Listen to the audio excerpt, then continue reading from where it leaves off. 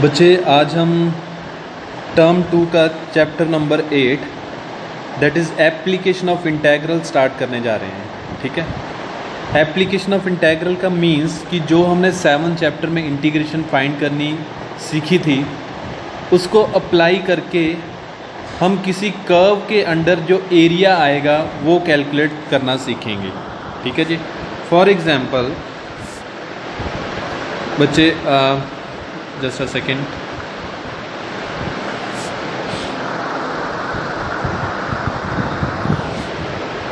हाँ जी। For example बच्चे मेरे पास एक कोई भी कर्व हो, ठीक है, suppose y square is equal to 2x, ये मेरे पास कोई कर्व है। तो पहले तो आपको पता होना चाहिए ये किसका कर्व है, इसकी शेप क्या होती है।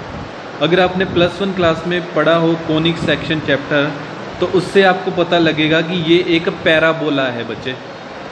और ये पैराबोला हमारे पास 4 टाइप्स के होते हैं और ये उन चारों में से कौन सी टाइप बन रही है। तो यहाँ पे x की पावर 1 है और y की पावर 2 है। तो जिसकी पावर 1 होती है बच्चे ये उसका पैराबोला उस एक्सिस के अराउंड बनता है पैराबोला। तो यहाँ पे x की पावर 1 है तो ये x एक्सिस के अक्रॉस पैराबोला बनेगा लाइक दिस। ठीक है जी। तो ये तो पहले हो गया ये कर्व। अब सपोज कीजिए मैंने एरिया फाइंड करना है फ्रॉम दिस मच, ये एरिया फाइंड करना है सपोज मैंने, ओके, इस कर्व के अंडर जो एरिया आ रहा है मैंने ये एरिया फाइंड करना है। तो उसके लिए मुझे पहले तो ये पॉइंट पता होना चाहिए, पॉइंट P। सपोज कर लीजिए ये x एक्सिस के ऊपर पॉइंट है तो ये x एक्सिस के ऊपर है तो ये लाइक फॉर एग्जांपल 4,0 हो सकता है या फिर 2,0 या 3,0 लाइक ऐसा होगा। तो इस कर्व के अंडर जो एरिया जो मैंने शेड किया है वो मैंने फाइंड करना है। तो इंटीग्रेशन की हेल्प से मैं ये ईज़िली एरिया फाइंड कर सकता हूँ। तो बस उसके लिए कुछ कॉन्सेप्ट समझने की ज़रूरत है। सो एरिया का फॉर्मूला मुझे पता है कि लेंथ इनटू ब्रेड्थ होता है अगर वो एक रेक्टेंगल की शेप में हो जाए तो मैं यही करूँगा कि मैंने ये जो पैराबोला अभी ड्रॉ किया है इसको मैं एक छोटे छोटे रेक्टेंगल्स में डिवाइड कर लूँगा। यहाँ पे था मेरा पॉइंट P दैट इज़ 4,0। मैंने क्या करना है इस एरिया को छोटे छोटे रेक्टेंगल्स में डिवाइड कर लेना है। सपोज एक रेक्टेंगल मैंने बनाई ये वाली, ठीक है। नाउ इसको मैंने अप्रॉक्सीमेटली एक रेक्टेंगल लेके चल रहा हूँ, ठीक है जी।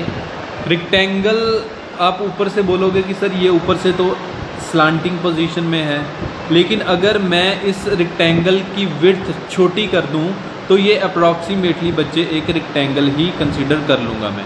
ठीक है जी। तो ये एक रेक्टेंगल मान के चलना है आपने, रेक्टेंगल, ठीक है, क्योंकि मुझे रेक्टेंगल का एरिया पता है लेंथ इनटू ब्रेड्थ। तो ये जो मैंने अभी रेक्टेंगल बनाई है बच्चे, मैं क्या करता हूँ कि इसकी विड्थ और लेंथ बताता हूँ आपको क्या होगी। अब इसकी विड्थ बच्चे ये है जो मैं रेड के साथ शेड कर रहा हूँ, दिस इज़ अ विड्थ। और ये विड्थ बच्चे, ये जो विड्थ है this is along x axis. So ये एक छोटा सा x एक्सिस के ऊपर डिस्टेंस है तो इसको मैं dx सपोज कर लेता हूँ। ठीक है जी, क्योंकि ये x के अक्रॉस है तो x में, और ये काफ़ी छोटी है विड्थ इसलिए मैंने dx ले लिया इसको। अब इस रेक्टेंगल की अगर लेंथ की बात करूँ मैं, ठीक है जी, अगर इस रेक्टेंगल की लेंथ की बात करूं तो बच्चे वो ये होगी इन y एक्सिस। तो विड्थ लेंथ इसकी कितनी हो गई along y axis and let it be y, उसको मैं y सपोज कर लेता हूं। ठीक है। अब इस छोटी सी जो मैंने रेक्टेंगुलर स्ट्रिप बनाई है अगर इसका एरिया फाइंड करना हो तो उसका फॉर्मूला क्या होगा, area is equal to length into breadth. So area is equal to, ये स्मॉल एरिया है, ये पूरा एरिया नहीं है तो इसको मैं dA सपोज कर लेता हूँ। ठीक है, स्मॉल एरिया है, पूरा वैसे तो मुझे पूरा चाहिए लेकिन मैंने स्मॉल पोर्शन का निकाला है उसको मैंने DA ले लिया।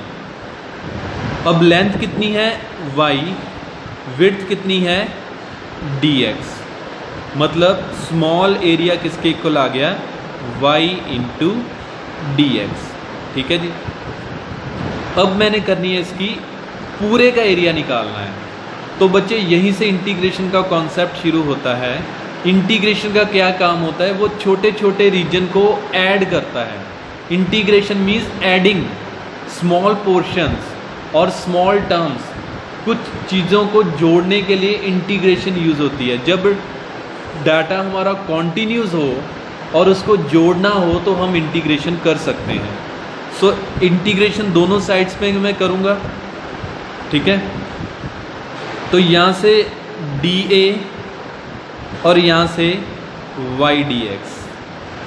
बच्चे ये अभी मैं फॉर्मूला बना के बता रहा हूँ सिर्फ आपको, आपने डायरेक्ट फॉर्मूला यूज़ करना है, आपने इतना बड़ा कॉन्सेप्ट नहीं लेके चलना। मैं डायरेक्ट भी बताऊँगा आपको। ठीक है जी। सो यहाँ पे DA है और 1 है यहाँ पे, तो इसकी इंटीग्रेशन हो गई A।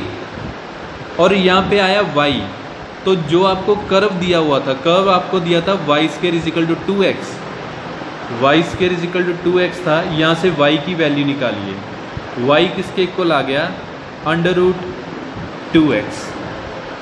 तो y की वैल्यू मैं यहाँ पे अंडर रूट 2x पुट कर दूंगा और साथ में मेरे पास क्या है dx। अब जो मैंने लिमिट्स भी पुट करनी है इस इंटेग्रल की, क्योंकि एरिया मेरा जो मैंने फाइंड करना है that is some particular area only. Okay, as you can see from figure, वो area x is equal to 0 से स्टार्ट होके x इज इक्वल टू 4 तक जा रहा है। ठीक है, यहाँ से स्टार्ट हुआ 0 से और 4 तक गया x। सो x की वैल्यू हो गई 0 to 4। ठीक है जी। So area is equal to, यहाँ पे इंटीग्रेशन 0 to 4, अंडर रूट 2 अलग कर लीजिए, अंडर रूट x अलग कर लीजिए और साथ में dx। So area is equal to 0 to 4, under root 2 constant है, बाहर आ गया, अंदर x का अंडर रूट है, that is x raise to power 1/2। So area is equal to under root 2 x raise to power 1/2 की इंटीग्रेशन। सो इंटीग्रेशन में पावर रूल लगेगा, 1/2 plus 1, limit 0 to 4। So area is equal to under root 2, यहाँ पे बच्चे नीचे 3/2 बन जाएगा। ठीक है जी। So x raise to power 3/2, limit 0 to 4। So area is equal to under root 2 into 2/3। So x raise to power 3/2, limit 0 to 4। So area is equal to 2 under root 2/3। So एक बार अपर लिमिट पुट कीजिए और एक बार आप lower limit put कीजिए यहाँ पर। ठीक है जी। So area is equal to 2 root 2/3।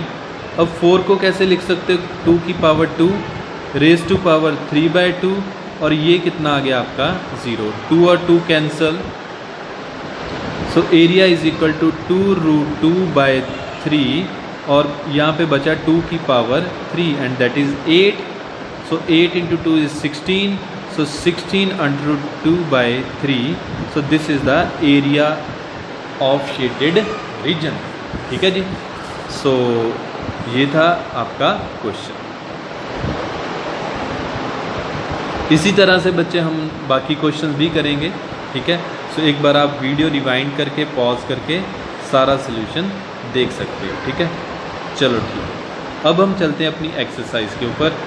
तो एक्सरसाइज में से क्वेश्चन सिलेक्ट करता हूँ मैं।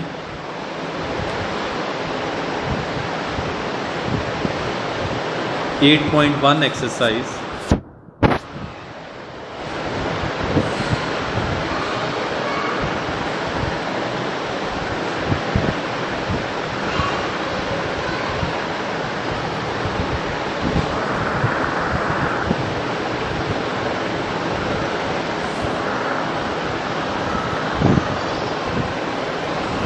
हाँ जी बच्चों। सो 8.1 एक्सरसाइज क्वेश्चन नंबर 1। अब देखिए मैं उतनी डिटेल में हम नहीं जाएंगे, हम सीधा जो मैंने आपको फॉर्मूला ड्राइव करके बताया है वही फॉर्मूला हम यूज़ करेंगे। यहाँ पे कर्व है मेरे पास y² = x और लाइंस यहाँ पे लिखा हुआ है लाइंस x = 1, x = 4। अब इसका भी कॉन्सेप्ट मैं आपको बताऊंगा। एंड x एक्सिस जो एरिया फाइंड करना है वो किसके बीच में फाइंड करना है वो आपको बताया हुआ है। And x axis in first quadrant, right. तो देखिए पहले तो जो कर्व दिया हुआ है वो पैराबोला है, क्योंकि y की पावर 2 है, x की पावर 1 है, तो ऐसा कर्व होता है पैराबोला का। तो ये पैराबोला x की पावर 1 है, तो x एक्सिस के क्रॉस बनेगा लाइक दिस, ये बन गया पैराबोला। y² = x। अब जो एरिया फाइंड करना है उसने लिखा हुआ है लाइन x = 1। अब ये देखिए, सो this is point 1, this is 2, this is 3, this is 4 and this is 5। अब x = 1 को उसने लाइन बोला हुआ है, तो बिल्कुल बच्चे ये 2 डायमेंशनल में लाइन ही बनती है।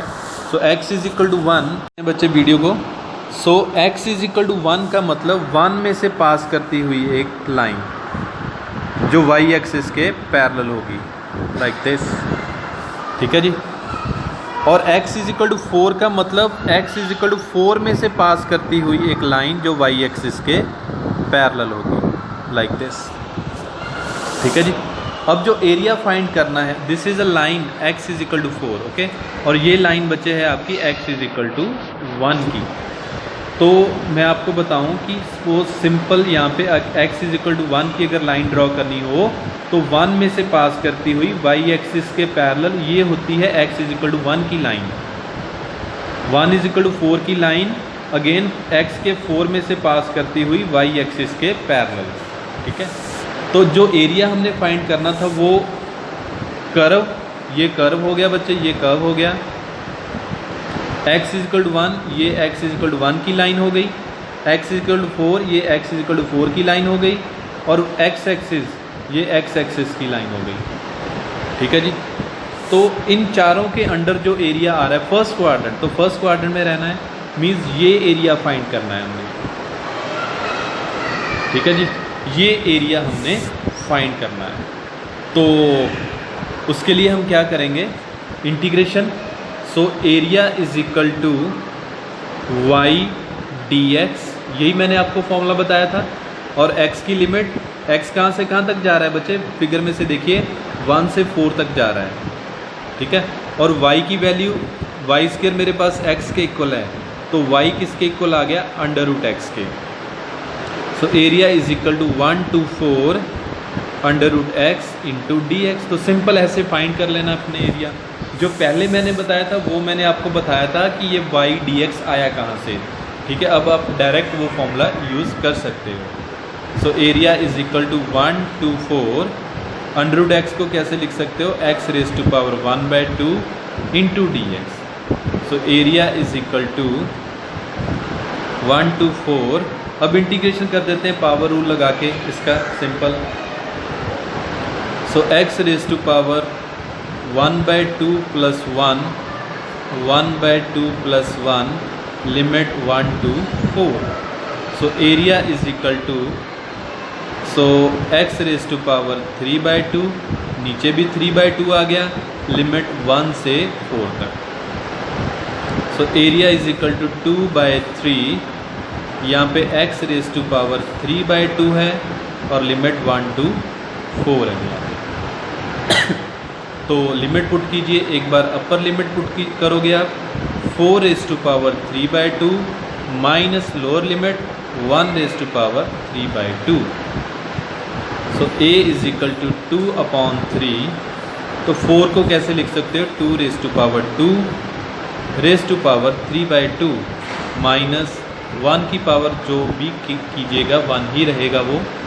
तो a = 2/3, 2 and 2 cancel, 2⁻³ that is 8 minus 1. So area = 2/3 8 minus 1 is 7, so it becomes 14/3. So this is the answer of this question. ठीक है बच्चों, सो ऐसे आप नेक्स्ट क्वेश्चन भी ट्राई कीजिएगा। सो बाकी हम नेक्स्ट लेक्चर में कंटिन्यू करेंगे। Thank you.